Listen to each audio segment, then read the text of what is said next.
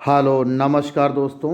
मैं कौशलेन सिंह समस्त सम्मानित शिक्षक शिक्षिकाओं का आपके अपने यूट्यूब चैनल पर हार्दिक स्वागत व अभिनंदन करता हूं।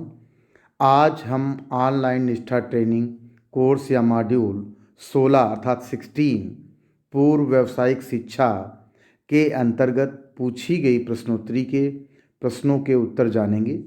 इस प्रश्नोत्तरी में 10 प्रश्न पूछे गए हैं।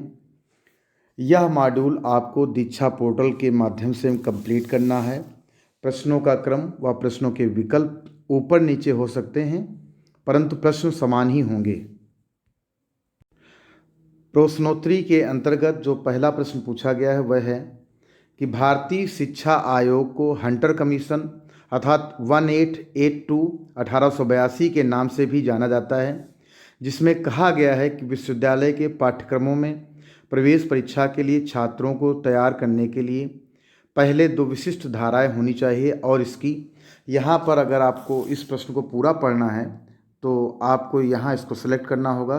इसको क्लिक कर देंगे तो आपके सामने स्क्रीन पर पूरा क्वेश्चन आ जाएगा। तो इस प्रश्न का जो सही आंसर है वह है आपका व्यवहारिक। इसको आप सेलेक्ट कर लेंगे और अगले प्रश्न की ओर बढ़ जाएंगे। अगला प्रश्न है आपका कि ईश्वर भाई पटेल समिति 1977 ने SUPW को एक उद्देश्यपूर्ण सारथिक के रूप में विघटित किया। तो यहाँ फिल इन द ब्लैंक है, इसको यहाँ पर आपको एडजस्ट करना है। जिसके परिणाम स्वरूप वस्तुओं या सेवाओं का काम होता है जो समुदाय के लिए उपयोगी हैं। तो यहाँ पर आपके सामने भी 4 ऑप्शन दिए हुए हैं और इस प्रश्न का जो तीसरा ऑप्शन है मैनुअल, बिल्कुल ही सही है। अगला प्रश्न है कि योग्यता 1, यहाँ पर आपको खाली जगह में जो भी यहाँ ऑप्शन दिए हुए हैं उनको रख कर देखना है, जो सही होगा उसी को आप सिलेक्ट कर लेंगे। तो योग्यता 1 और औसत दर्जे का ज्ञान एवं कौशल है। तो यहाँ पर जो इस प्रश्न का जो सही ऑप्शन है वह है अवलोकनीय अर्थात ऑब्जर्वेशन, बिल्कुल ही सही है। अगला प्रश्न है आपका कि महात्मा गांधी ने 1937 में कहा था मैनुअल, और यहाँ पर जो जगह खाली है वहाँ पर भी इसको एडजस्ट करना है। तो यहाँ पर उत्पादक जो सेकंड ऑप्शन जो पहला ऑप्शन है बिल्कुल ही आपका सही है। कार्य को परीक्षा में जगह मिलनी चाहिए। जैसा आपको सभी को पता भी है कि महात्मा गांधी ने 1937 में वर्धा शिक्षा सम्मेलन अर्थात बुनियादी शिक्षा सम्मेलन गुजरात में किया था, उसी पर ही यह बेस्ड है और वहीं से ये लिया गया है। अगला प्रश्न है कि अब पूर्व व्यावसायिक शिक्षा को समग्र शिक्षा के तहत कक्षा 6 से यहाँ पर भी जो जगह खाली है यहाँ पर रखकर उसको एडजस्ट करना होगा, देखना होगा क्या ये सही है, तक स्कूली शिक्षा के व्यावसायीकरण के रूप में परिकल्पित किया जा रहा है। तो कक्षा 6 से लेकर 8वीं तक, तो जो 8वीं है यह बिल्कुल ही आपका सही आंसर है। इससे आप सिलेक्ट कर लेंगे और आगे बढ़ जाएंगे।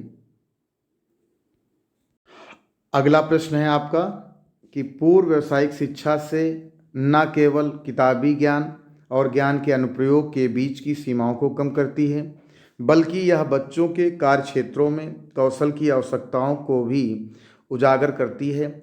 इस प्रकार से उसकी मदद करती है। यहाँ पर भी आप इसको सेलेक्ट क्लिक करेंगे तो पूरा आप जो क्वेश्चन है आपके सामने स्क्रीन पर आ जाएगा।